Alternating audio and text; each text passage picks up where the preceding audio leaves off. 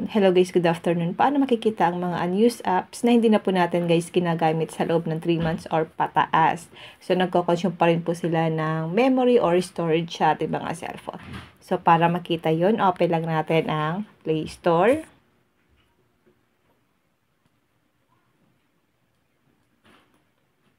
Tap Profile. Tap Play Protect. Dito po sa taas, may nakalagay dyan na settings icon. So, itap lang natin ito.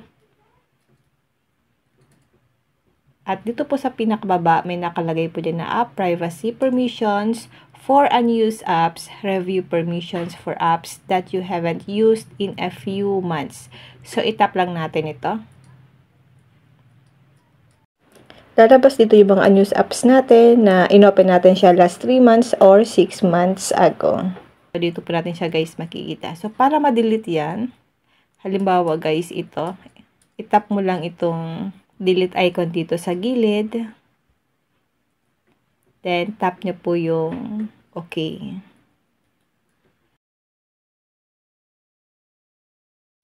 Kasi guys, nagko-consume po ito ng memory or storage sa ating mga cellphone.